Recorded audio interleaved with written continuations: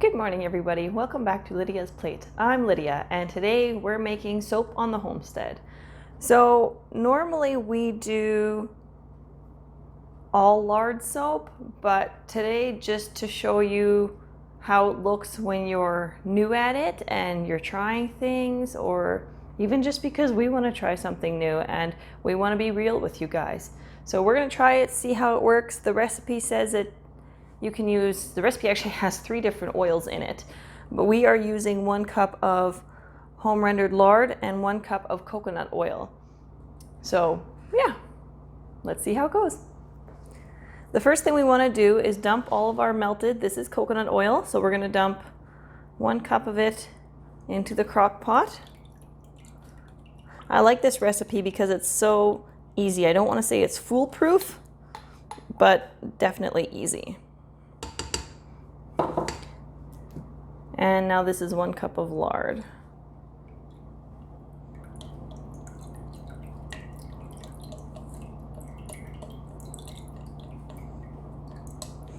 We're definitely being a lot more particular today with our measurements and so on and process because we're doing this on camera for you guys. But in the past we have just scooped it and gone, oh, okay, I think that's close to a cup. Our soap hasn't turned out exactly the same then every time, naturally, but today we wanted to be a little more professional for you guys.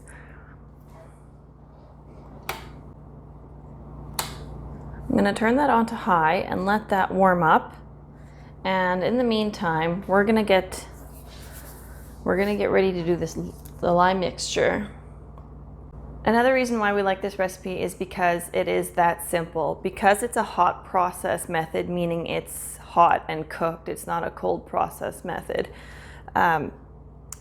We're putting our oils right into the crock pot, and so we don't have to wait for the lye to match up. We don't have to, like, as soon as this is melted, and because it's getting cooked anyways, we don't actually have to wait to add the lye in. I just want to wait till my crock pot is heated up because I want it to stay hot in there, and I want to know that it's working.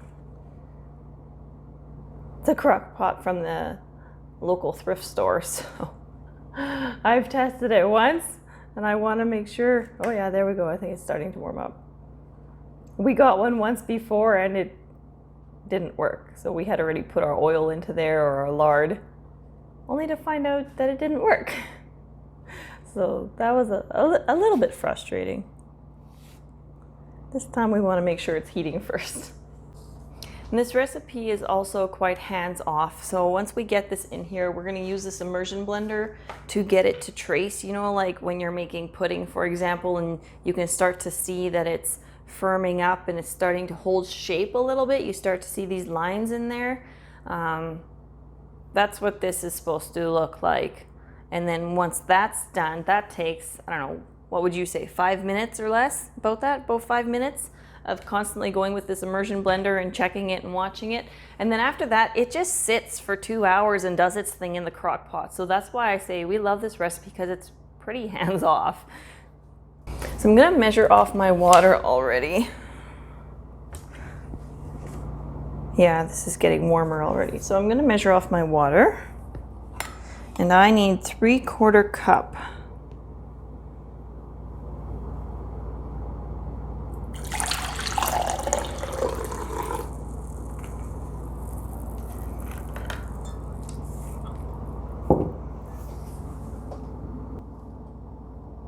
Perfect. That is 3/4 cup. Now, this water is not tap water. That's why if you've watched our cleaning videos, you've seen it sitting around the house, because we saved it out of our dehumidifier. Tap water, I will link the website below that I've used to learn about this, that we've been using. And in that website, it says that tap water contains minerals that can affect how your saponification happens. So that's just a big term for the way that your lye is going to interact with your oil. And if you have extra minerals in there, it can throw that off, so it doesn't quite work the way you want it to. So your soap ends up either more potent, higher on the lye, so rougher on the skin, or too oily. So that's why we want to make sure that we're using distilled water or reverse osmosis water, it also said, but we're just using water that we saved out of our dehumidifier. All right, so the crock pot is nicely heating up. It's perfect. We're going to add in our lye into this water. So we want to make sure we're safe. So we're going to protect our eyes. And I'm only going to wear a glove because I want to stand farther away from this, so I don't think I need to have my other hand gloved as well. Ugh, these are always so grippy. All right.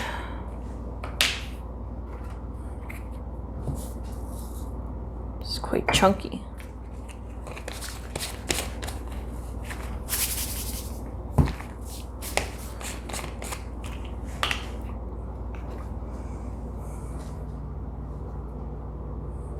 We've never had a mishap yet, but we like to put the newspaper down just to be safe.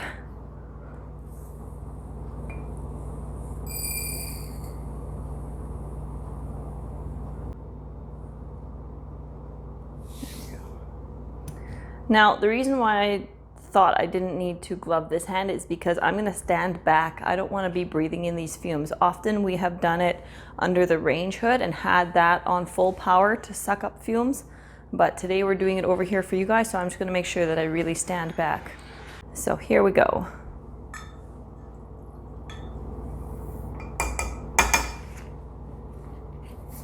We're also doing it on this glass cutting board because this mixture gets very hot very quickly, like instantly.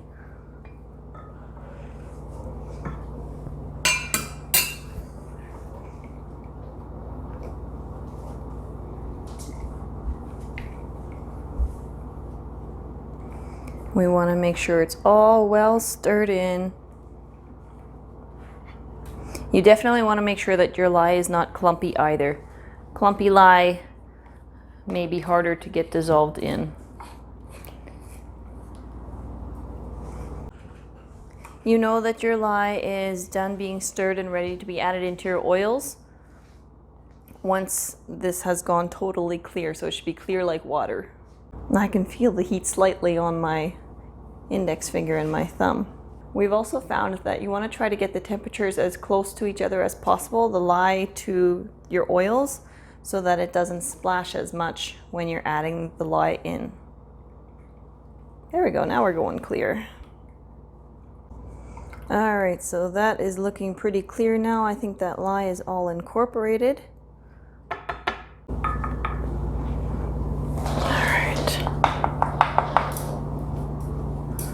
So here we go.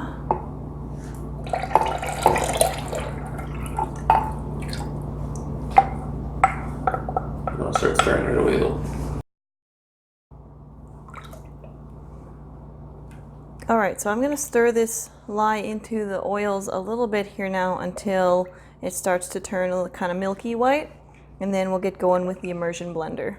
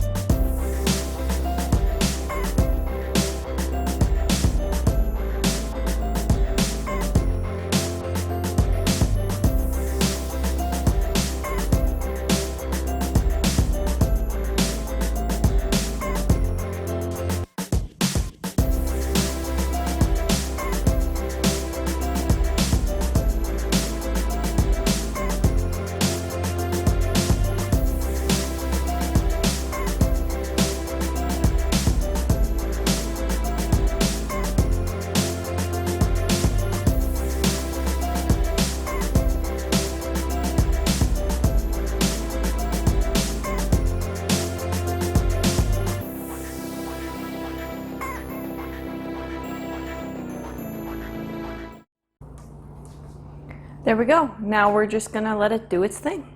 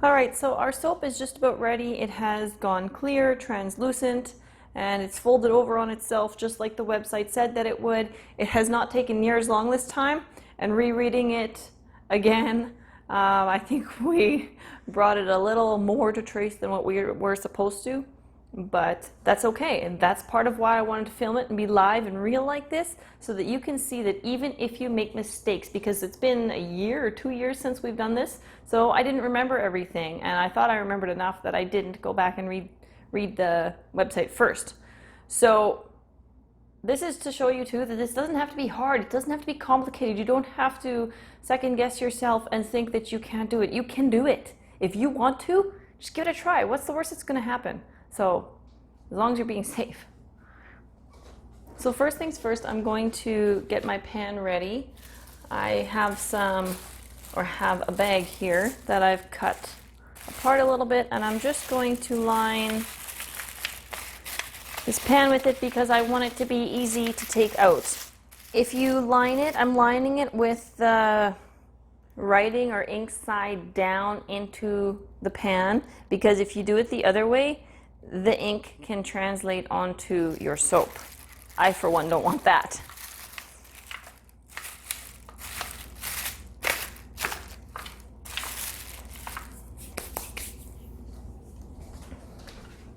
So now is the point where if you wanted to add stuff, you could. If, you know, last time when we made it, we were making it as gifts for all of our kids, Sunday school teachers and helpers and everything.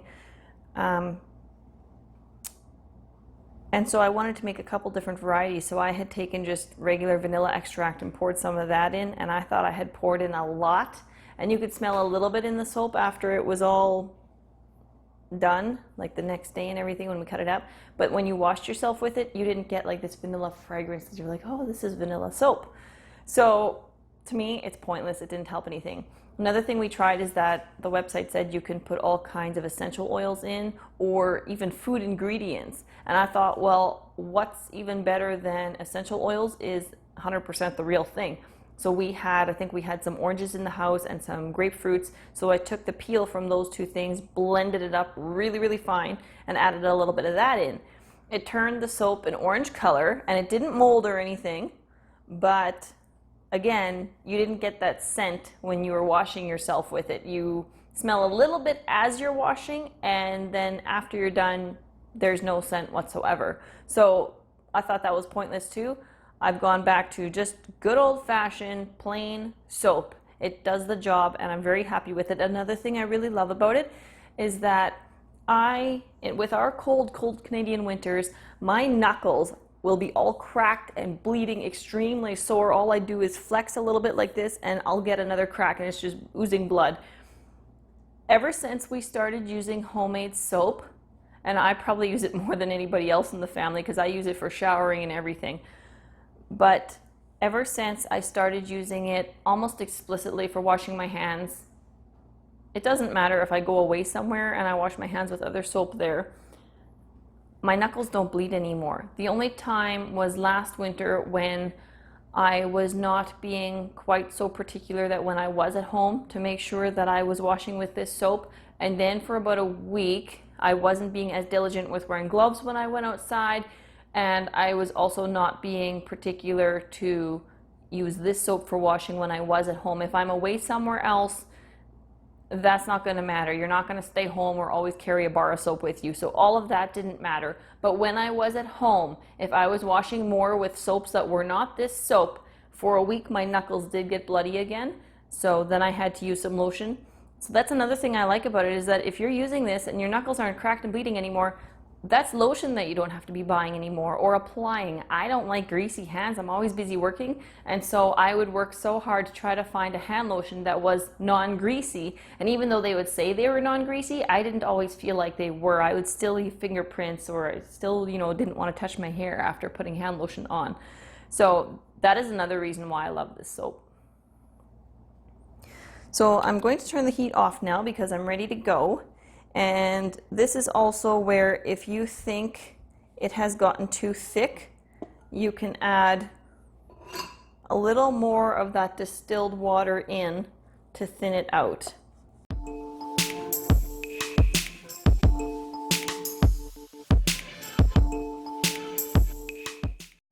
All right, so this is my half cup measuring cup, and I haven't made it all the way full because I don't want to spill, but you don't want to add more than a half a cup, otherwise your soap will be too runny and it won't set up.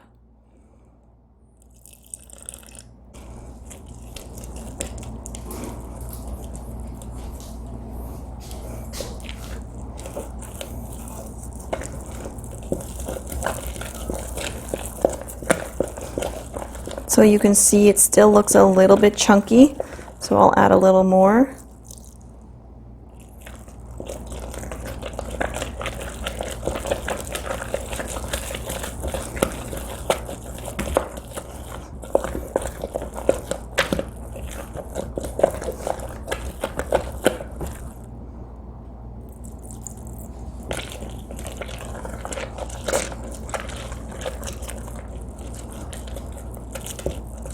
It's making bubbles.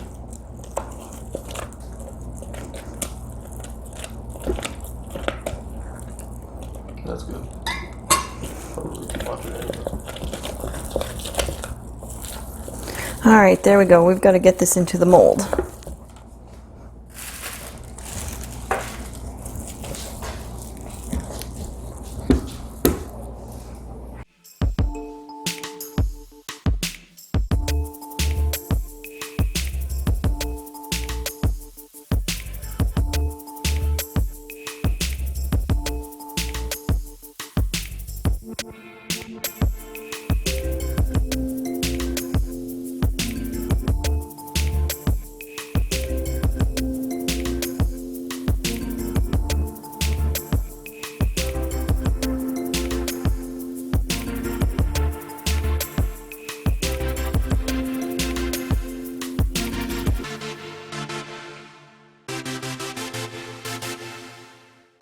So you can see here as I'm working on this, I've got to work fast because it's already starting to set up.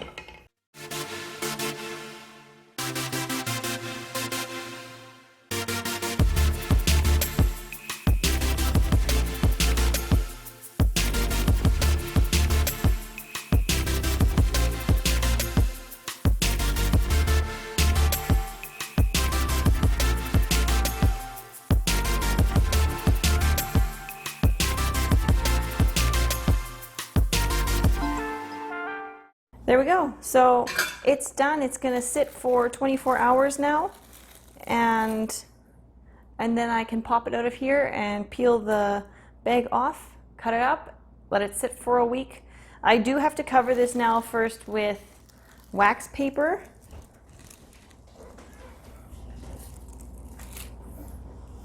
So I will do that. So there we go. It just needs to sit there for 24 hours and then tomorrow morning we'll be back and we'll cut it up for you. All right, so just to show you how this soap lathers up, I'm gonna wash off the spoon and the scraper here a little bit for you.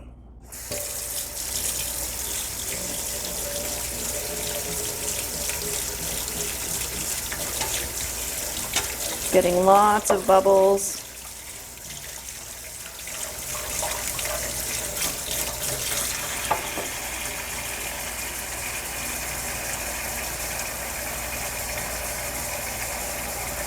Especially when you get to washing your crock pot, it'll be very, very soapy. On the website, she says that she even uses that water from in her crock pot for making the soap. She uses that for doing laundry or washing dishes. There we go. So even with those little pieces, got a nice lather. Look at that, just like soap, because it is soap. But does it smell like coconut? Nope, just smells like soap.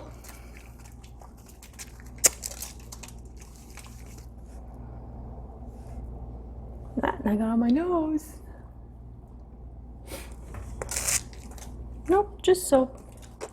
But you saw that was just a tiny little bit of soap that I had there, and I've got a good lather.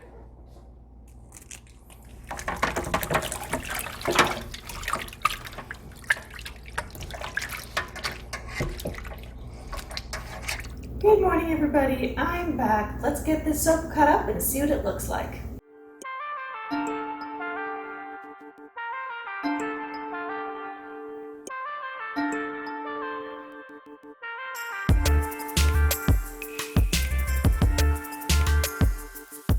It still feels a little bit moist there. That's okay. Maybe that'll make it easier to cut.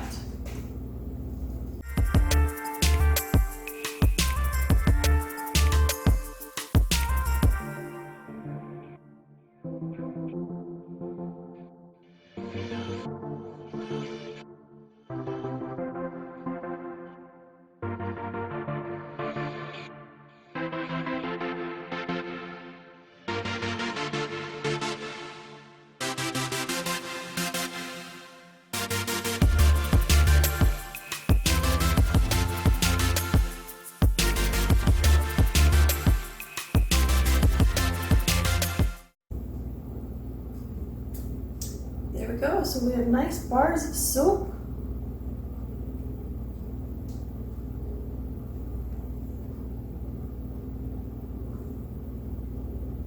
So that's it. So we're going to let these continue to cure. They need to cure for another week yet. And then we have soap again. Thank you so much for watching. If you liked this video, please give it a thumbs up. Subscribe if you haven't yet, or if you want to. And if you want to be notified every time that we post a new video, feel free to hit that little bell so that you get all your notifications. And we will see you in the next video. Bye, guys.